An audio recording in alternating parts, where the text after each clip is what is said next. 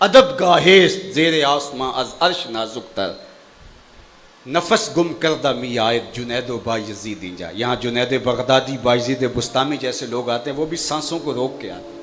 अहले मोहब्बत सांसों का शोर भी खिलाफ अदब समझते हैं। अल्लाह अकबर, अकीदतों के रंग। तो हज़रत अबू ज़र रज़ी अल्लाह ताला वह आखिज़ुम बिबाबिल काबा, काबे के दरवाजे को पकड़ा, तवाफ़ चल रहा है, और काबे के दरवाजे को पकड़ के लोगों से कहा, लोगों सुन लो, मैं तुम्हें अल्लाह के रसूल की एक हदीस बयान फरमाने लगा। और फिर ये हदीस बयान फरमाई कि आका करीम ने इरशाद फरमाया कि मेरे अहले बैत की मिसाल हज़रत नूह अलैहिस्सलाम की कश्ती की है। मन राकिब फ़ीहा नजा व मन तखल्लफ़ अन्हा गरक़। अल्लाह अकबर। मेरे अहले बैत किराम की मिसाल हज़रत नूह की कश्ती की तरह है, जो बैठ गया नजात पा गया, जो पीछे रह गया गरक हो गया। तो कश्ती के अंदर बैठ करके मंजिल तक पहुँचने के लिए सितारों की रोशनी दरकार होती है, और अगर कोई सितारों से नज़र हटा ले, नज़र चुरा ले, तो वो कश्ती में समंदर के अंदर घूमता रहेगा और चक्कर काटता रहेगा, और कभी वो किसी मौज का शिकार हो सकता है। और अगर किसी ने छलांग लगा दी और सितारों पे नज़र रखी और कश्ती में ना बैठा, वो तेज़ व तुंद लहरों का मुकाबला कब तक कर पाएगा, वो भी डूब जाएगा। अगर किनारे लगना है, साहल आशना होना है, तो सहाबा की अज़मत को भी सलाम करो, अहले बैत नबूवत की अज़मत को भी सलाम। और मैं तो कहा करता हूँ कि अहले बैत हुजूर के घर वाले हैं और सहाबा हुजूर के दर वाले हैं। हम कहते हैं घर वालों तुम्हें भी सलाम और दर वालों तुम्हें भी सलाम। अहले सुन्नत का है बेड़ा पार, असहाबे हुजूर नजम हैं और नाव है इतरत रसूलुल्लाह। तो कुरान थ्योरी है, अहले बैत नबूवत उसका प्रैक्टिकल है। अब मैं जितनी शिद्दत की गर्मी है, सिर्फ एक मिसाल के बाद अपनी गुफ्तगू इख्तिताम को ले जाता हूँ। थ्योरी क्या है, अब थ्योरी देख लीजिए। वला नबलुवन्नकुम बिशैइन मिनल खौफ़ि वल जू'i व नक्स मिनल अम्वालि वल अनफुसि वस्समरात वबश्शिरिस साबिरीन। ये थ्योरी है कुरान की। कुरान की थ्योरी क्या है? हम आजमाते हैं बंदों को भूख से, अल्लाह अकबर, खौफ से, जान और माल के ज़िया से और फलों के ज़िया से, लेकिन जो सब्र वाले हैं वो इस इम्तिहान में कामयाब रहते हैं। बंदों के हम इम्तिहान लेते हैं। वाला नबलुवन्नकुम बिशैइन मिनल खौफ़ वल जू व नक्स मिनल अम्वाल। कभी भूख से इम्तिहान लिया, कभी खौफ से इम्तिहान लिया, कभी मालों के ज़िया से, कभी फलों के लुटने से, कभी किसी तरह मुख्तलिफ इम्तिहान मुख्तलिफ लोगों के लिए जाते रहे। तारीख़ उठा के देखिए, किसी को खौफ के इम्तिहान में मुब्तला किया गया, किसी को भूख के इम्तिहान में मुब्तला किया गया, किसी को जो है वो फलों के ज़िया से, किसी को जानों के ज़िया के इम्तिहान में मुब्तला किया गया, लेकिन साबिर निकले। लोगों ने सब्र बीमारियों में किए, दुखों में सब्र किए। अंबिया की तारीख़ उठा लीजिए और सालिहीन की तारीख़ उठा लीजिए, लेकिन ये सारा इम्तिहान भूख का, खौफ का, माल के ज़िया का, जानों के ज़िया का और फलों के ज़िया का, कभी ऐसा भी हुआ है कि ये सारा इम्तिहान एक ही कमरा इम्तिहान में हुआ हो और फिर दरमियान में कोई वक्फा भी ना हुआ हो और 33% पास मार्क ना हो, नंबर भी 100% लेने हो, डेट शीट ऐसी बनी हो कि दरमियान में एक छुट्टी भी ना रखी गई हो? अगर इसका नुक्ता कमाल देखना है तो करबला के तपते हुए सहरा में आ जाओ। भूख भी यहाँ है, प्यास भी यहाँ है, मालों और जानों का ज़िया और ज़िंदगी का फल 18 साल की कमाई। अली अकबर अपनी ज़िंदगी का खुलासा, अपनी औलाद, ये सारे इम्तिहान एक ही कमरा इम्तिहान में थे और कहा कि नंबर भी 33% नहीं लेने, नंबर भी तुमने 100% लेने हैं। फिर ज़माने ने देखा, अल्लाह अकबर, 113 सुराख पैरहन के अंदर हैं, 33 ज़ख्म तलवारों के हैं, 34 घाव नेज़ों के हैं, बदन छलनी है ज़ख्मों से, और हुसैन इब्ने अली का सर सजदे में झुका हुआ है।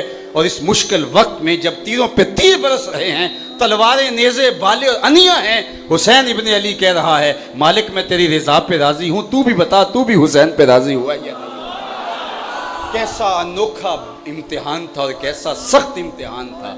और हुसैन इब्ने अली ने ऐसा इम्तिहान दिया कि सरखुरू हुआ, कामयाब हुआ। अल्लाह अकबर। यजीद की एक ही ज़िद थी कि हुसैन मेरे हाथ में हाथ दे दो। अल्लाह अकबर। लोग सर बचाने के लिए हाथ दे देते।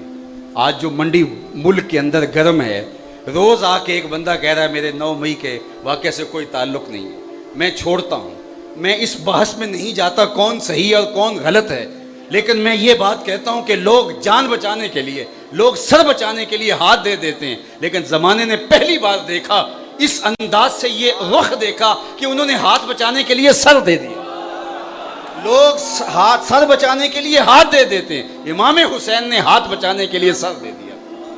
और आप तारीख़ करबला पढ़ते हैं, जिस्म को घोड़ों की टापों से रौंद दिया गया और थोड़ी थोड़ी ज़्यादती नहीं की गई, और करबला के मैदान से इन शहीदों के सर गए दिमश्क में, और यजीद के सामने तश्तरी में हज़रत इमाम हुसैन का सर पड़ा था, और इन्होंने ज़ालिमों ने उनके जिस्म रौंद दिए।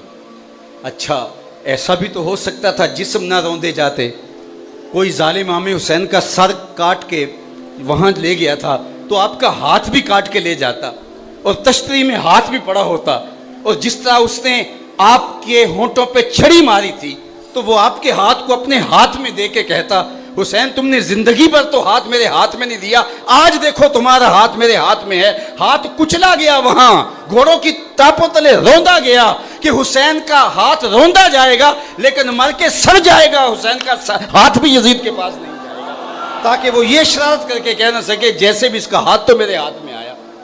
अल्लाह अकबर, ये हैं हुसैन इब्न अली रज़ी अल्लाह तआला अन्हु। करबला में जीता कौन, करबला में हारा कौन? अल्लाह अकबर। मैं कहता हूँ ये हुसैन और यजीद की लड़ाई नहीं थी, ये हुसैनियत और यजीदियत की लड़ाई थी। अगर हुसैन और यजीद की, जिस तरह लोगों ने कहा, दो शहजादों की जंग थी, ये शख्सी लड़ाई थी। अगर ये दो अफराद की जंग होती, दो अशखास की जंग होती, दो ज़वात की जंग होती, तो हुसैन इब्न अली शहीद कर दिए गए और यजीद फत्ता के नकारे बजाने लगा। फिर तो आप कह सकते थे जनाब ये जीत गए और ये हार गए, लेकिन ज़माना जानता है ये हुसैन और यजीद की जंग नहीं थी, ये हुसैनियत और यजीदियत की जंग थी। यजीद बज़ाहिर जीत गया लेकिन यजीदियत हार गई। इमाम हुसैन शहीद हो गए लेकिन हज़रत इमाम हुसैन शहीद होने के बावजूद हुसैनियत जिंदाबाद हो गई। ज़माने ने देखा कि उन्होंने हुसैन इब्न अली का सर काट के नेज़े की नोक पे बुलंद कर दिया। ये तो इसलिए किया कि बताएं कि हम जीत गए और ये कटा हुआ सर है, लेकिन लश्कर यजीद से ये आवाज़ आती है, ये कैसा सर है जो कट के भी सर बुलंद है, ये कट गया है फिर भी ऊंचा है। अल्लाह अकबर, ये है हुसैनियत की जीत। और मैं आपके सामने माशाअल्लाह अहले ज़ौक़ बैठे हैं, मैं तो कहता हूँ कि मजलिस के अंदर एक भी साहिब ज़ौक़ मिल जाए तो गुफ्तगू का लुत्फ़ आ जाता है, और बात जो है इंसान समझा ले और समझ ले तो फिर एक सुरूर आता है। और यहाँ तो मैं समझता हूँ मेरे सामने सर नहीं दिल बैठे हुए हैं, तो एक जुमला मैं कह के अपनी गुफ्तगू ख़त्म कर देता हूँ। अच्छा, एक तो ये कहा जाता है कि जीता कौन और हारा कौन। मैं कहता हूँ कि एक जीत हार का जो मयार है इकबाल ने पेश किया है, वो ये कि जो दिलों को फतह कर ले वही फातिह ज़माना। मैं इस मजलिस में अगर ढूंढने निकलूं तो मुझे एक भी यजीद के नाम का बच्चा नहीं मिलेगा, और अगर मैं ढूंढने निकलूं तो कईयों का नाम शब्बीर होगा, किसी का नाम हसन होगा, किसी का नाम हुसैन होगा, किसी का नाम अकबर होगा, किसी का नाम असगर होगा, और मुझे कोई शिमर नाम का शख्स पूरे मुल्क से नहीं मिलेगा, कोई इब्ने ज़ियाद नाम का शख्स नहीं मिलेगा। तो मियाँ फिर जीता कौन और हारा कौन? जो दिलों को फतह कर ले वही फातिह ज़माना। लेकिन जो आखिरी बात करने लगा हूँ, ये तो बारीक लोग समझते हैं कि फातिह कौन होता है, मोटे दिमाग के लोग, आम लोग समझते हैं कि जिसके हाथ में मैदान हो वो जीता होता है।